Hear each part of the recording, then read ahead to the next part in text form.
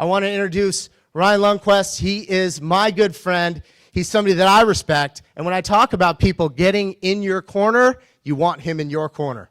Here you go, Ryan.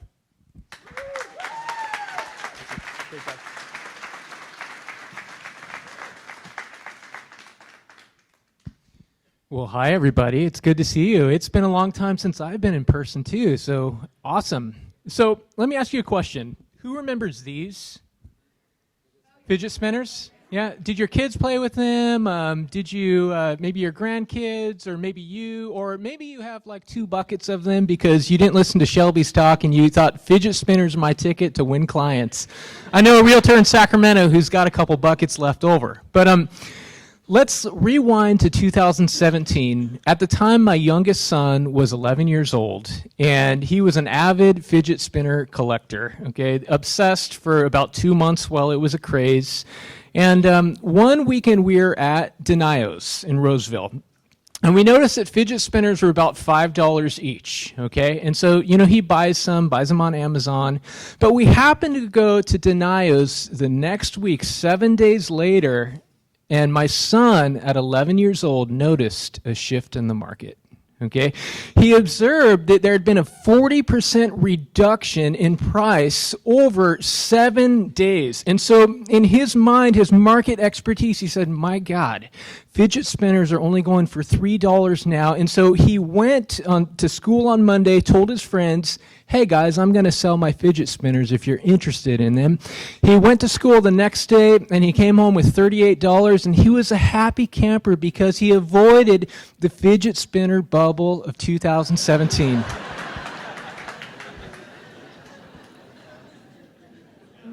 And he's available for real estate consulting, okay? He's like the Doogie Howser. He's a sophomore now. So Doogie Howser of real estate. But really, I think on paper, it's really easy to foretell a market, right? I think everyone and their mom's like, here's what the market's going to do. But in actuality, we're really good at understanding the market once it's actually happened, right? There's a lot of prophets right now who are saying that the market's going down, it's going to tank. And guess what? They've been saying that since 2013. And you know what? One day they're going to stand up and say, I told you, see? Because if you say something long enough, right? And so here we are in this market. And by the way, can I get my presentation up? Thank you so much. I appreciate it. Here we are ending the most dynamic market we ever had. I'm going to show you that statistically. And today I want to walk through where the market is at and some things to watch this year. I don't want you to just geek out on stats and graphs. I mean, your brain might hurt by the end of this, but I want you to get some light bulb moments where you go, oh, that's where I can focus my business this year, or here's how I can explain how the market's moving to clients. We always are looking for good language, okay? My last slide will be a bunch of ways to focus business this year, okay? So the market was nuts, so in technical terms. It was bananas. It was stressful. Raise your hand if you were stressed last year. My word, or your buyers. Okay, so everyone's a stud here. No one was stressed. I was totally overwhelmed, okay?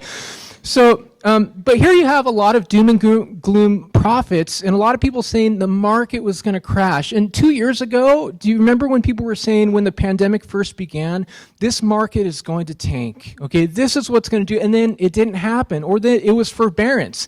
9% of loans at one time were in forbearance, but guess what? That didn't crash the market. About 2% of loans are in forbearance right now. Or, you know, the eviction moratorium is going to end, and it's going to flood the market, and we're going to be destroyed, and that didn't happen, right? And so it's like there's a flavor of the week. Every single week it's something new. Or there's a foreclosure tsunami on the horizon. Someone on LinkedIn was just telling me yesterday, just wait until we see these foreclosures. And I say, you know, delinquency rates are actually going down right now, and so are foreclosures. 0.3% of all sales in the region, 1/3 of 1% were distressed sales last year in the Sacramento region. Okay, you can't get much lower than that. Or the demise of Evergrande in China, their biggest investment fund, it's going to crash the world. Didn't happen. Or the latest flavor, remember a few months ago when there was a company named Zillow who announced their failure as a flipper? I know you guys were heartbroken.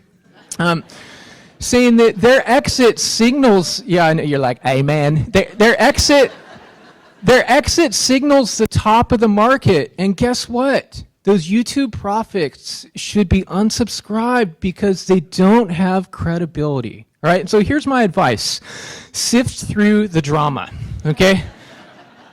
You want to know the market stats well enough to where you're grounded, where you're not tossed to and fro. Every summer, I've observed it as a guy who shares stats online a lot. Every summer, when it takes longer to sell, people get, oh my gosh, what's happening to the market? If you would only be grounded in understanding that this is what normally happens, you can discern between what is normal and what is not. Okay, so let's dive in. Here's record number one. Are you guys ready, by the way? Okay, cool. So we've had less than 1 month of supply for 18 months in a row. We have never had a streak that long, and this streak is likely to continue. How long can we go? I think that's the only question here. Here's what it looks like, though. You can see around July 2020, interestingly enough, when mortgage rates first went 3% and lower, since then, we've had this market with very limited supply. Okay, it's very, very sparse out there. Second record, 2021 was the fastest moving market ever. It was sort of like you put it on the market and it's in contract probably by Monday or Tuesday. Here's what the stats say. You can look, here's 20 years of sales. In green is the average annual days on market. Remember the bubble days when it was taking 100 days to sell on average? Amazing. So last year on average, 17 days. We've never had a market that fast. And you might go, oh, no way. 17 days, that is not fast. Yes, it is historically when you look at all the numbers. Never that fast. Median days on market for the whole entire year, you look at every sale, half the market sold in 7 days or fewer. It's been very, very quick. Okay, and by the way, this looks like Batman, the market. Very like astute realtor observation the other day. I thought that was just profound insight. Here's another record. There were twice as many $1 million sales last year compared to 2020. And so this is a vibrant market. We'll get into that in a little bit, but we've seen profound growth. Okay, so technically 7% of all sales in the region last year were above $1 million. And okay, it's important to note when buyers get freaked out thinking everything's above $1 million, you go, okay guys, technically 93% of sales are not above $1 million, drop a stat on them. But this is over twice of what it was the previous year. Profound growth. Now, this isn't adjusted for inflation, just so you know, there's an asterisk there. But highest percentage ever of multiple offers. Now, let me show you this, and there's some immediate context for how nuts December was. This is, first of all, buyers fighting to get into contract. This is kind of what it felt like, if you know what I mean. Very red light, green light.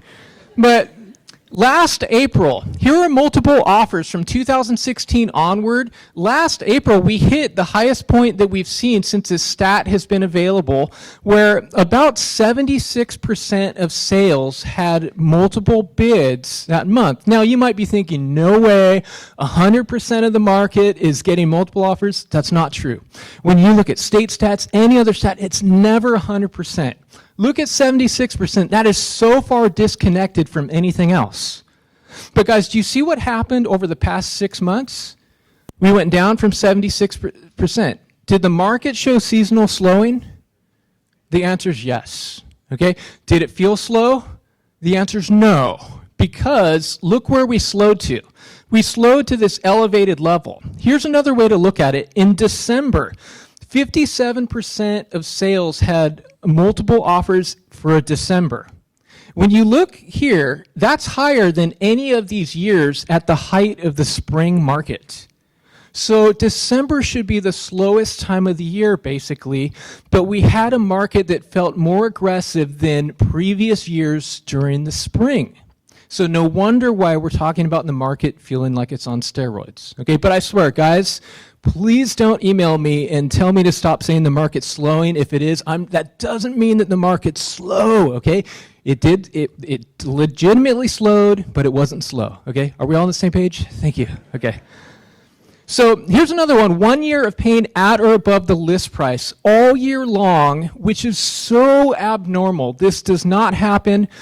Here's a look at 2021. This huge spike, literally from last January through December, when you looked at the average of what buyers were paying, it was either at the list price or above. We spiked midsummer, where in June, buyers paid on average $24,000 over list. Now, you guys have had a lot of buyers pay way more, right? You're like, oh, that's nothing, $300,000. I had a buyer, every buyer is paying $70,000 over. I get it. This is the average. When we look at 2,500 sales that month and the average is 24,000, guess what? That is a freaking huge number. But check this out. When we look at December right here, we're at 100%. And that's really, really aggressive for December. We should be about $15,000 to $20,000 lower. So essentially, because market conditions are so aggressive right now, your buyers last month had to pay about 15 to 20 grand more because it's so lopsided. So that's how out of sync it is. Now we had the high, this is the big daddy stat of them all. This is good for your sellers, probably for your buyers who are struggling. You know, you got to tailor your message. Don't send them that text message because they're going to say, I can't afford the market. We saw the highest dollar growth ever. And here's what I mean. So first of all, let's set the stage. In Sacramento, we started to see from 2014 to 2019, price growth was slowing down. The market was still going up, but in 2019, we saw 4 to 6% growth depending on the county. And then a global pandemic happens, and then everyone's going, the market is going to do something big, but it didn't crash, it went up.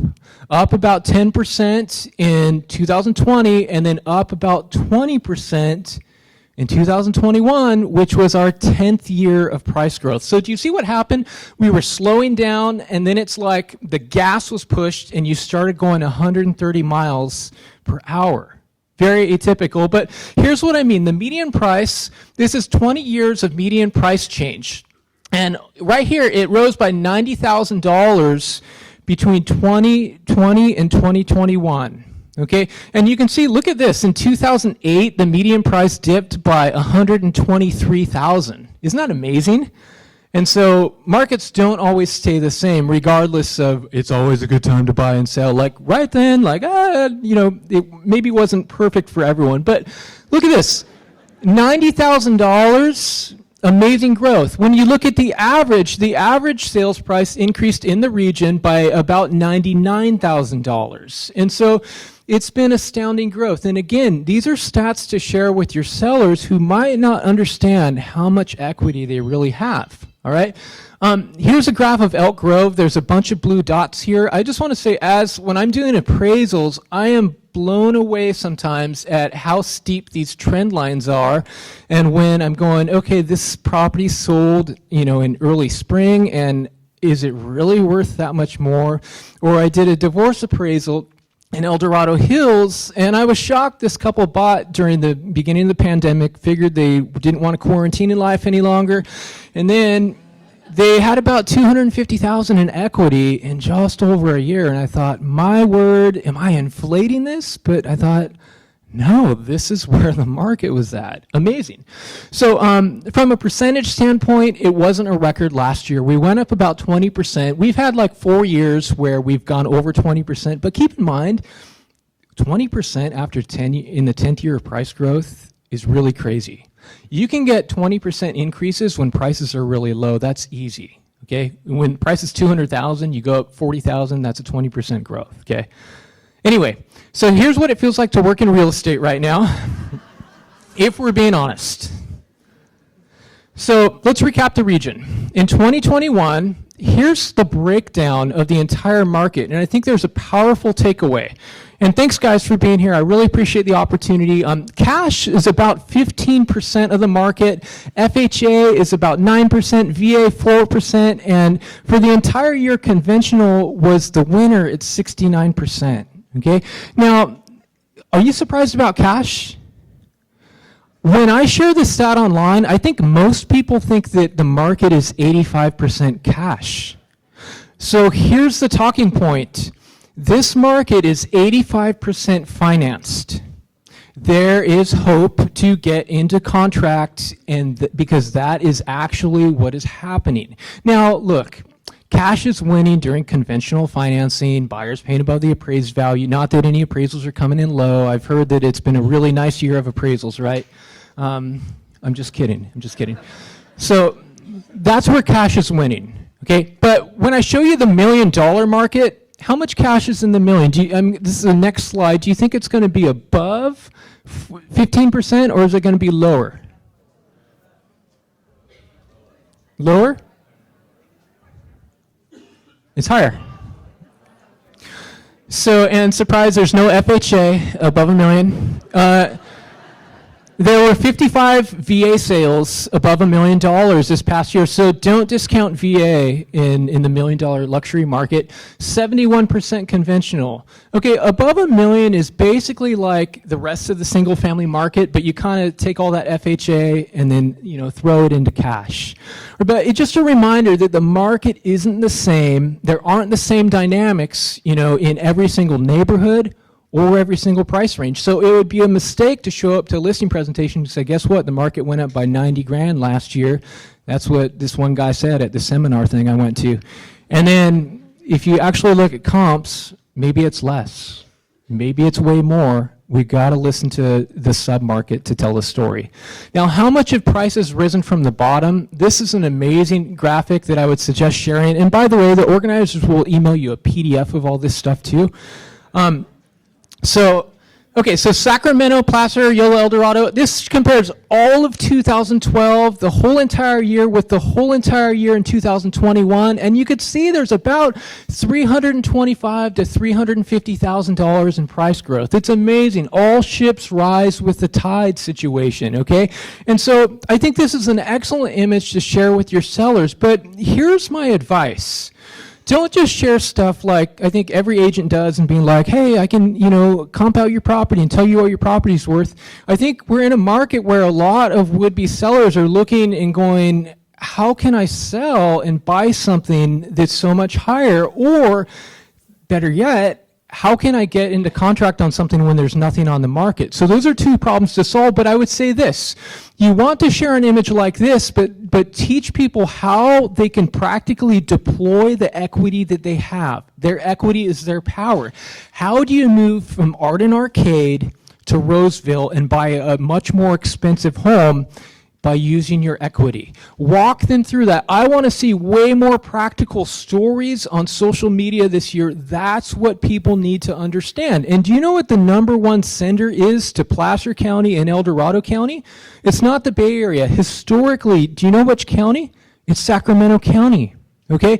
And so just something to know. But does it feel like everything is listed, every listing is by an iBuyer right now?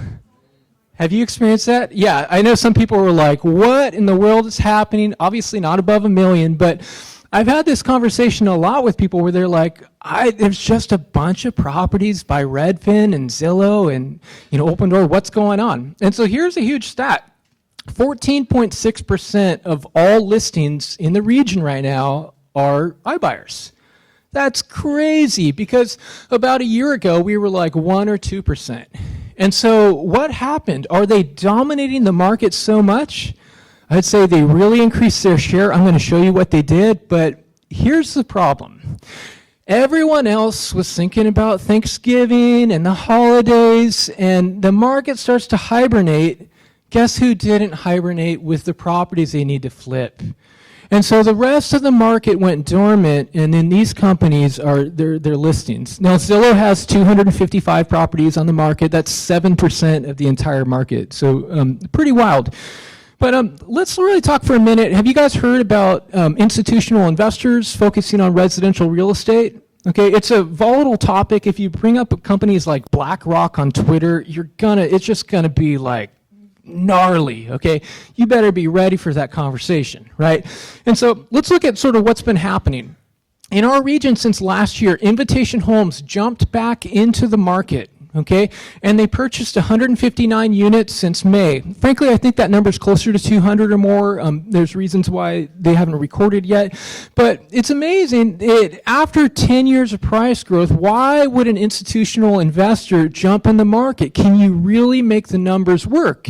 Because a lot of people would think there's no way you can buy and hold and rent stuff out, but maybe you can, because the rent is too damn high. Remember this guy who ran for mayor in New York?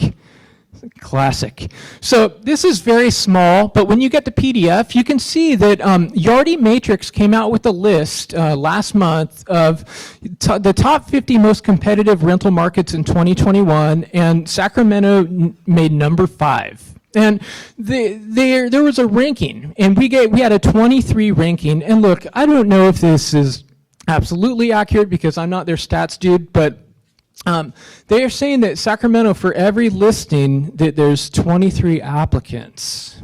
And so maybe that's why every time I log on to Facebook, someone says, hey, I got a client that needs a rental, right? Do you guys see that too? The rental market is really tight. In California, about half the entire market, the population rents. Talk about an untapped market. In real estate, we focus so heavily on buying and selling, but what about investing? There is a serious market there, but institutional funds, make no mistake, they're capitalizing off of rent. Pay attention to this. There's a lot of people during the pandemic who bought second homes, vacation homes. There's a lot of people who have kept their existing homes, and so that sort of diminishes housing supply more, but it just means there's more opportunity for everyone to work in the rental market. Okay, 2 to 4 units. Does anyone sell 2 to 4 units? Okay, so here's a quick glance. Not that many, so I'm just going to skip this slide. No, I'm just kidding. So last year, the median price for 2 to 4 units in the region rose about 17%. And so we saw massive growth. Here's like a picture from 2003. And so it's been very similar to the resale market, okay? Frankly, I think that there's some real deals right now. It's surprising how much duplexes and fourplexes are going for. Around 2012 or 2009 through 2013, there were a lot of fourplexes in particular that sold really low. They sold right on par with other duplexes because they were distressed. And I had this interesting graph where I saw there's been this divergence of fourplexes in this one neighborhood where they're maybe selling closer to real value now. And so I would say look over people's portfolios because there's opportunities, I think, to cash out or just to cash in on rents, okay? Here's some cool stats. Are you guys still with me, or am I putting you to sleep, or you're like, dear God, let's get to the panel? Okay, so here's some stats. I don't think these are published anywhere in the market, so I'm really excited to share stuff like this with you. This is a breakdown of who is buying fourplexes in terms of financing. The top line, 63% of the market is conventional. Okay, this middle line here, you can see cash over the years has been diminished, but cash was 20% of the market. And so it kind of goes along with, I think, what Shelby was saying, where you can see that look, 80% of the 2 to 4 unit market is financed. Okay, the bottom two lines are FHA and VA. They comprise about 10% of the market last year. FHA and VA is tough in a lopsided market, okay, because you're having to compete with conventional, you're having to compete with more money, but still 10% of the market, there are opportunities there. I think, like Shelby was saying, when a market gets tight, then all of a sudden buyers start to go, what are condos like? What about manufactured homes? Or, what would it be like to house hack and to buy with 7 people and we'll live in 1 bedroom, or there's a lot of ways to get into real estate, right? Some better than others. Uh-oh. Did something happen here? Okay, there we go. Okay, so here is an amazing stat, okay? In June of this year, I wrote a blog post about institutional investors. In June, 7 months ago, they owned 229 properties. 7 months later, 844. Okay, and there's a breakdown by Redfin, Zillow, and Open Door, and Zillow's sort of thinning their herd. They're slowing off, slowly, selling what they purchased. Okay, there's a new iBuyer called OfferPad. I don't know if anyone's done business with them. They're new to California. They've been in other states. They seem to have a progressive model. We'll see how they fit in here. This model is not dead, though. I think a lot of people are like, yes, praise God, Zillow is going down, the iBuyers. Zillow failed because of their own doing, their strategy. It turns out you actually have to make sure these deals are going to work financially, right? And so this model is coming for the traditional model, but here's the thing, guys. Focus on what you can control. You have no control over this. The vast bulk of the market is traditional. Focus on your craft and what you're doing, okay? But I will say this. Get really good at the challenging properties, okay? Because the easy stuff is where technology is going to thrive and where they don't want to use appraisers and there's waivers or like let's weed out the agent, that kind of stuff. But thrive in the $1 million market. Thrive where properties are much more difficult, okay? That's where I think, to help you insulate your business. Real estate trivia, though. Rest in peace, Alex. What percentage of the market has a built-in pool last year among all sales? Throw out a number. No. I'm just going to wait until I get the right answer. Okay. Almost 20%. Last year, 19.6% of sales. Now, here's the interesting thing. Do you see that spike at the end of the graph? Typically, we hover around 18, 19%. During the pandemic, there were more homes that sold with pools, right? Is that a surprise? I mean, everyone and their mom either installed a pool or wanted a house with a pool. Your buyers are all saying right now, I want a pool and I want an accessory dwelling, right? You're like, good luck, under 400,000. But basically, here's the deal. It's not that buyers were going out there and going, I want a house with a pool. That's some of it. Some of it is a focus on higher prices. Here's how it works in our market. The higher the price, the greater likelihood of there being a built-in swimming pool. Okay, it's just how it works. So Bay Area buyers, raise your hand if you've worked with a Bay Area buyer. Okay, and I'd love to hear what percentage of your business is Bay Area. Throw out some numbers. And there's no right answer here, by the way, because this is your answer. 35. 75, 80. Dang, man. Okay, so let me share some stats and perspective on this. Very interesting to hear. So CBRE, you can Google this. If you Google CBRE pandemic migration, you'll come up with their stats. Now, the problem with migration stats is that they're old and crusty. It's never, like this stuff is 2020. It has nothing to do with 2021. It takes forever for stuff to come out. The U.S. Census Bureau, their COVID stat or their stats are like in the Port of Long Beach, and they're not going to be posted for a long time. They should have come out last month, okay? That was a clever Port of Long Beach joke, by the way. That did not get enough credit, so. But you can kind of see here, people in 2020, there's a few thousand more people who moved from San Francisco, Oakland, Berkeley to, Folsom, Sacramento, Roseville. And so very clearly this is a trend, okay?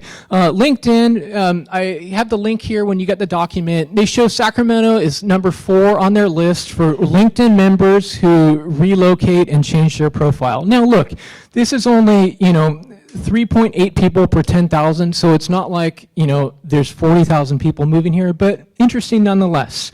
If you don't follow Patrick Carlisle on LinkedIn, take a quick snap of that. He works for Compass. He's an economist. He posts the best Bay Area stats in the region. You don't have to, connect with him on LinkedIn. Just click the follow button. I highly recommend. He's got this great report that he published last week. I get nothing for saying that. But he shows, here's a population of San Francisco that lost about 15,000 people from 2020 to 2021. There's something happening in the Bay where there's a loss of population. But here's the thing. So he actually chalks this up to part of population. There were a lot fewer people who came to San Francisco because of strict COVID protocol and, lots of issues in San Francisco, dumps on the street and, like, if we're going to be honest, right? Did I say that out loud? Yes, I did. So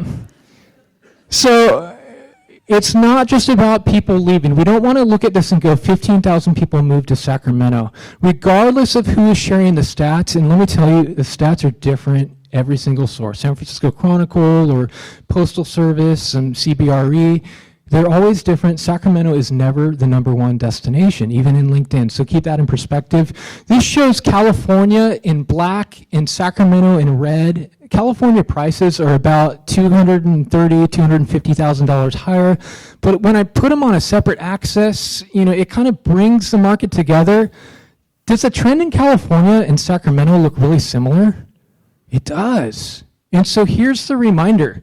The aggressiveness that we're experiencing here is the same thing happening in the state. And the same thing happening in California has been happening all across the country. And so sometimes when we say that the Bay Area market is dominating here and driving our market, I think we're disconnected from the reality that maybe the market is this aggressive everywhere. So yes, the trend is real. I think we have to be careful not to overstate it. Now, who's had a client move to Idaho? This was my cheesy joke on Twitter a few weeks ago. I was like, this is as close as I'm going to get to Idaho, right?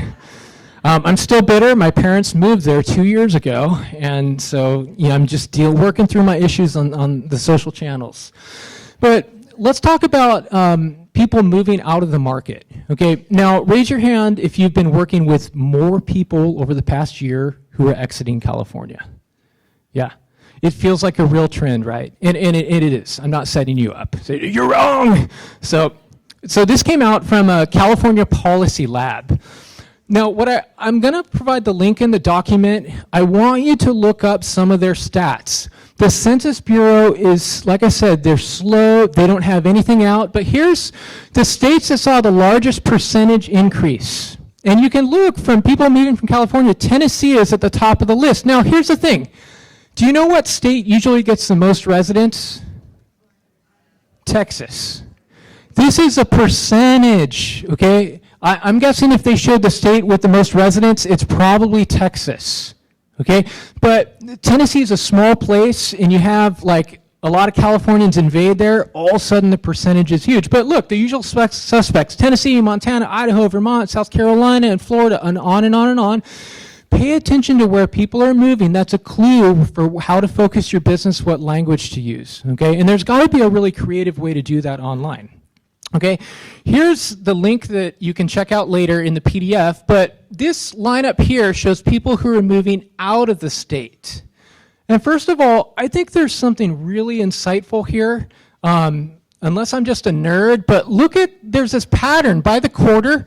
There's more sales in the beginning of the year, and then there's less, more, less, more, less. And so it's like the first half of the year, it's front-loaded where more people are exiting the market. I mean, that's exactly how our real estate market works, but it's fascinating to see with migration. And so the question for you is, when do you start talking about it? Probably all the time, but maybe in the summer when people are planning that sale in the spring, you start to prep that. Okay, now here's people leaving the market or coming to California in green, and you can see, look what happened during the pandemic. California has not been a very sexy place to come. The state's been shut down or lockdown protocol. Like, we're not having a COVID debate on Facebook. Like, are you guys tired of that? Oh my word, I am.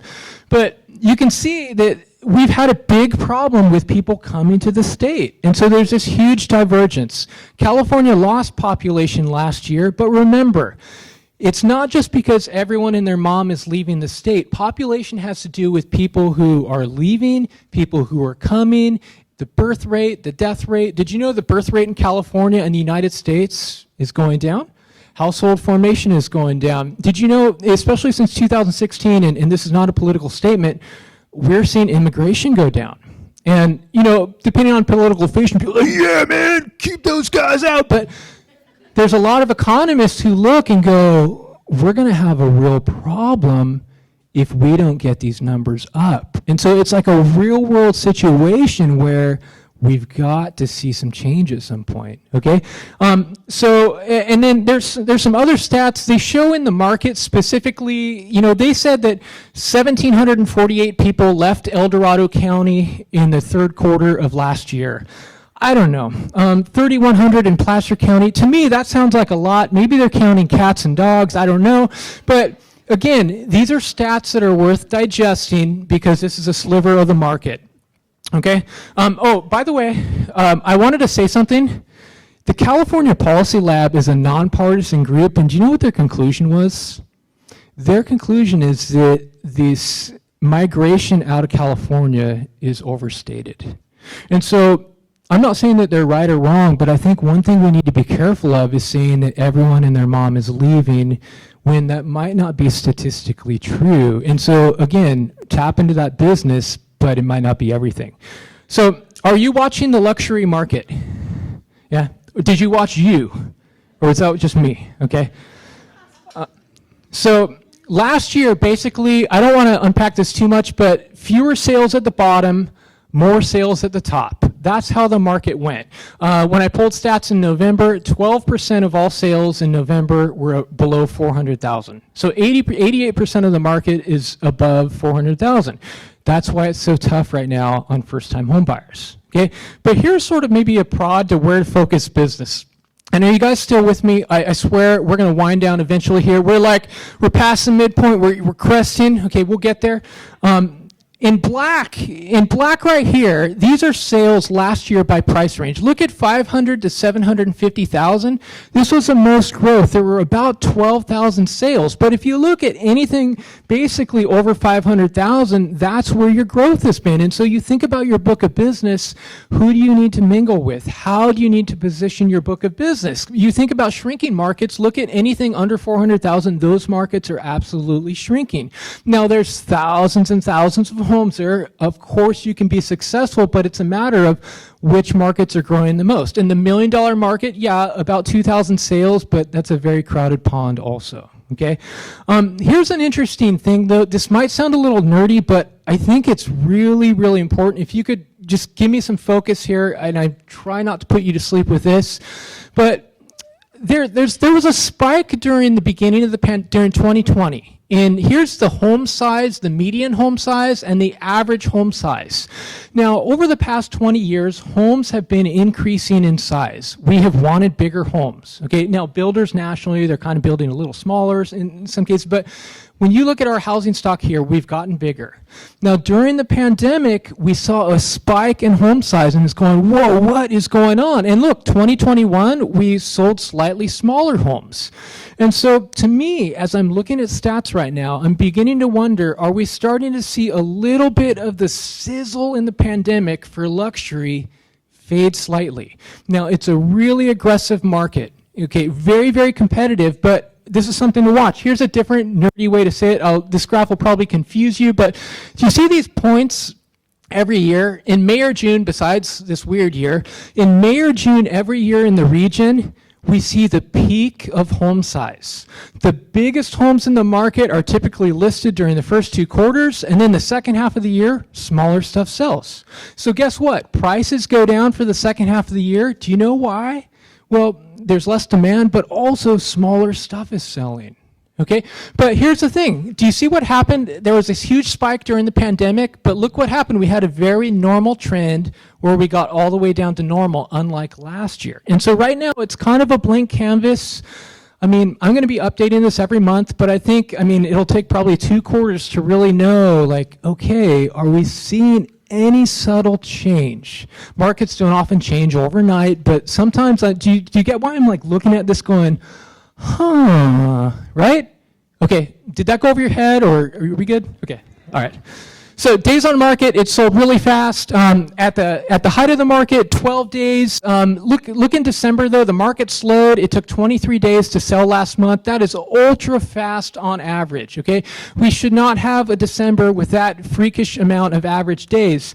Okay, but you look at median days, for last year, the first half of the year, it was 6 days of market exposure. Half the market sold in 6 days or less. That is crazy. Okay, but when you look at December, it took 11 days. And so legitimately the market slowed, but it slowed to this really aggressive time. 11 days median, we haven't really had much of a market faster than that. Okay, the market is not affordable. Okay, well, I have a few more thoughts on that. I'm going to show you this graph since the 70s, and then we're going to close with some tips. So what do you guys say when people say the market is not affordable?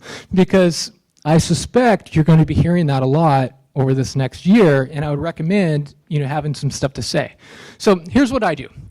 I pull out some stats, and we have a little PowerPoint. No, I don't do that. But these are sales through the year. This is 7 years of sales, okay, from January through December. And what the market does, January through June, we start to see more sales. We peak out in June. And then what happens for the second half of the year? We see fewer sales, like clockwork. Now, what happened in 2021? Did we have strong volume? Was it weak? Like, what do you guys think? It was ripping. Here's 2021 in red. What do we see? A very normal trend, and it looks like maybe slightly above average too.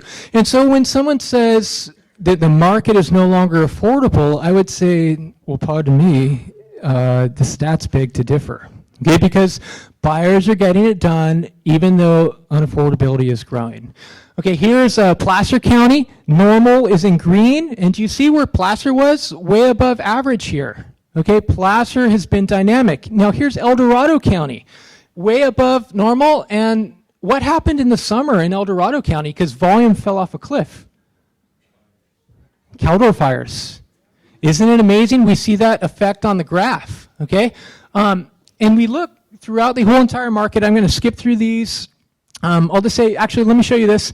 Here's Placer County at the top, 2021. Compared to all previous years, Placer outpaced every previous year in this cycle. I'm not sure about 2012. I didn't run that.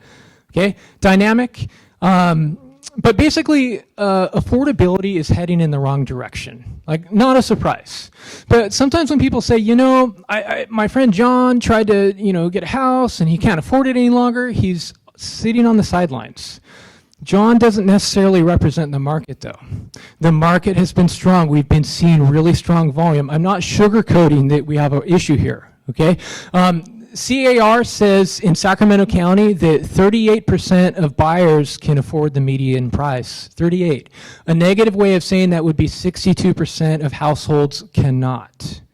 Okay, and in Placer, El Dorado, it's anywhere from like 31 to 37. Okay, so this is something to watch. I suspect that affordability will be impacted this year with rising prices, with maybe some rising rates, and with inflation. Okay. So waiting for more listings to come, right? Did anyone else watch Narcos? Great. I loved the first season, couldn't get past the most recent. So nationally, we have a record, as of this week, the lowest number of listings on record, right? We're like, the problem's gonna get better this year. Well, we'll see what happens, but we have the lowest level. In our market in Sacramento, through the years, the blue line is listings. And you can see during the beginning of the year, more listings, and then the second half of the year, fewer listings. Now, do you see what happened during the pandemic? Look at here. The pandemic happened, and we just haven't had enough blue, okay? The market has not recovered to normal levels. Sellers have been holding back. This isn't like a COVID issue and what you believe about COVID. Placer looks just like this on a graph. So does El Dorado. Hopefully this year we outpace last year a little bit, but it's kind of to be determined. There's a lot of sick people right now, and we're going to have to see what happens with January stats, right? So interesting to think. Now, what does this stand for? Yeah, it's not WTF. I know someone's thinking that. Yeah, work from home. Okay.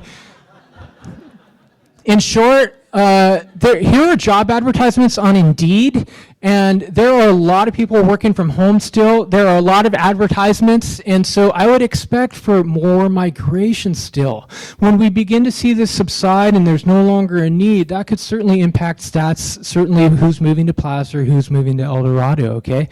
And we'll skip through some stuff. Here's Robert Kiyosaki making his monthly market crash talk. He wrote a great book, but he's kind of one of those prophets right now. So is the market going to crash? Here's the thing. There's a few visuals for you. And by the way, I don't know the answer to that question, but I'll say this. Mortgage delinquency rates are going in the right direction. They're all declining after a spike during the beginning of the pandemic. Here's another way to look at it with a different data set. Mortgage delinquencies are going down. Like that guy on LinkedIn yesterday, I said, well, Delinquencies are going down. Here's forbearance rates that were at 9% and that are closer to 2%. Foreclosures are going down. Here's a money image that I like to refer to because you can see mortgage originations by FICO score, and look at all this blue right here in this cycle, 760 plus. So it just shows that people can actually afford the homes for the mortgages that they're getting. And so it's a fundamentally different market. Look at 2005, very little blue, right? And so that's not to sugarcoat the market, okay? Raise your hand if you feel like prices are inflated.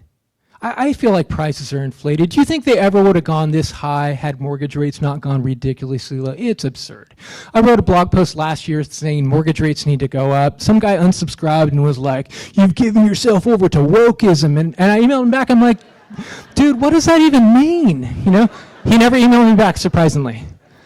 But sometimes unexpected things happen, okay? I'm so glad Benefer's back. No. So, unexpected things happen. We just had the most chaotic market that we ever had that nobody predicted. Okay, and here's what I would think that could happen this year. Slower price growth. Okay, how many of you, by a raise of hands, think that it's sustainable to have 20% growth for the next couple of years? No, I don't think so. A couple people, and that's cool. I respect that. Okay. So here's a look. Here's the last visual I'm going to show you. And here's a look at price cycles in Sacramento using the Freddie Mac price index. I adjusted these for inflation from the 70s. And you see market cycles where it looks like the market sort of goes up for about 7-8 years, and then it maybe goes down for 6 or 7 years. And you see this cycle? You know what happens every year? How the market goes up, and then it softens every year? It's pretty cool. You back up decades, and that same thing is happening. It feels like scientific. It's really amazing. But would it, and this only goes through 2019, by the way. I should have updated, ran out of time. But I think here's the problem. A lot of people look, and prices are really like way up here right now, at the very top, okay? And people look at the previous, peak in 2005, and they think, okay, we're about ready to totally collapse because that's what happened last time. But here's my talking point that I've been saying for years that I think is true. What happened last time isn't the new template for every future market correction. Let me say that again, internalize that, make it a part of your vocabulary. What happened last time isn't the new template or formula for every future market change. Case in point, in the 1990s, prices dipped by about 10 to 15% in Sacramento County. By 2002, we were back to those levels. People would be like, the market's gonna crash because we're back, man. But then prices went up for another 3 years. What happened last time isn't going to be the new formula. Okay, it would be like if I look at my kids, I have an 18-year-old and a 15-year-old, and if I looked at my 15-year-old and said, well, here's what the 18-year-old did, so that must be what you're going to do. Kids are different, and so are markets. Okay, was that weird, or was that a good analogy? I think it was a good one. What happens with mortgage rates is a big deal. I like what Redfin says in their economic analysis. A lot of people think that rates are going to be 3.6, 3.7. Who knows who's right? I mean, we'll see. Shelby's probably right? But yeah, someone's like, that's right. But here's the deal. What happens with mortgage rates can slow down the market. I like what Redfin is saying, their chief economists, that it can take out some of the sizzle in the market. But 3.6 rates aren't enough to stop this big locomotive train. And so I don't think it's enough to turn around the market into a buyer's dynamic. We should feel a difference. So buckle up for 2022. Is it okay if I spend a few minutes? Okay, here's some quick ideas for focused business. This is my favorite slide. I promise I'll be quick. We're going to go through some stuff, but find the players in the market. I would say, who has incentive to buy, sell, invest, or rent right now? That is a question to ask. Put it on a Post-it on your desktop and ask yourself it continually. I'd say focus your narrative on lifestyle buyers. Okay, we're in our 11th year of price growth, and you know what has worked really well? To say that the market is hot and it's going up, it's a good time to buy. But do you know what doesn't work when a market changes? When we say the market's going, oh shoot, I can't say that anymore. And so what I recommend, focus on the people who have incentive to buy and sell regardless of what prices are doing. Focus on the lifestyle, get rid of the positive only stuff, because that could work. If the market goes up for another few years, great, that'll work. But begin preparing yourself so that you're ready, okay? Be ready for lots of headlines about a lack of affordability. I would say expect for some clients to back off the market in certain price ranges, and be careful about sharing such sensational news that your audience think that they can't participate in the market. And so you go to Facebook and you're like, oh my gosh, the highest prices ever, the fastest market ever, and then people feel stressed. You have to help people know how to participate. Okay, help explain how prospective clients can deploy their equity. Okay, I would major in that this year. Help people make real estate decisions. Pay attention to crypto. I know that sounds weird. There's different studies saying that people are starting to use some of their crypto holdings and to deploy that into actual down payments. Okay, and so you think about young people buying homes. Well, guess Dogecoin went to the moon. It didn't really, but maybe it'll go to a down payment. Okay, watch 2 to 4 unit properties that are cash cows. Be ready for 1031 exchanges. Ask yourself who is moving money into the market, who's moving money out of the market, who's moving money from Sacramento to a different state where maybe the dollars can work better, or better yet, who are the Elon Musks in Sacramento who are moving to Tejas? Watch baby boomers who retire early and want to move. Okay, there's been a lot of early retirement during the pandemic. It's not just baristas sitting at home, okay? There are a lot of baby boomers who are not in the workforce anymore. Pay attention to state workers ready to retire, because they have a sweet pension that can be deployed into a lower priced market, or they can downsize locally and pocket a lot of equity through the years. I'd say focus some of your attention on the out-of-state trend, but don't forget about the bulk of the market, which is local. Get good at valuing more difficult properties, because that's where the iBuyer model thrives on the easier stuff. I'd say look for opportunities for SB9. That's where duplexes can be built on single-family lots. You probably don't want to brand yourself as like the duplex, the single-family zoning destroyer realtor, but I'm just saying there are going to be some opportunities. Nobody is predicting that this will transform neighborhoods, but hey, for some listings, this is going to work really well. Watch fire insurance closely. During the pandemic, people did not care. They didn't give a rip about fire insurance because they were so enamored with buying in that outlying area. Will that change this year? We'll see. Expect long appraisal turn times. I'm really sorry, but work with local lenders who have a panel of local appraisers. That's the key. Be prepared for bubble conversations. Be ready to talk about market cycles like that graph I shared. I have a blog post in 2019 called, it's about the 7-year price cycle, which doesn't exist because we're in year 11 now, but be able to talk about that. Okay, identify who's thriving and not in this economic recovery, because people have different needs depending on what they're going through. On the lower end of the market, whether people are holding on, or on the top of the market, whether people need to invest, or how they can use their money, or they need tax write-offs, okay? Position yourself to work with buyers at the top half of the market, okay?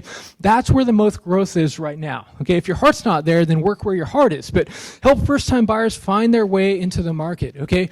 And that's where we share the 85% of the market is financed. That, in Sacramento County where prices are lower and you look under 550,000, FHA stats are a little bit more glamorous. Like, don't be just doom and gloom, okay? And last two things, don't keep doing the same thing because it won't work in every market. What do you need to do right now to thrive in this coming year? And last but not least, this might sound cheesy and weird, but I would say be generous and authentic. Be loving, okay? Be a good person. I'm so tired of fake people, and I'm so tired of so much division and craziness. There are some freaking nut jobs on social media right now. Don't be that person. So that's me. I hope that was helpful. Thanks, guys.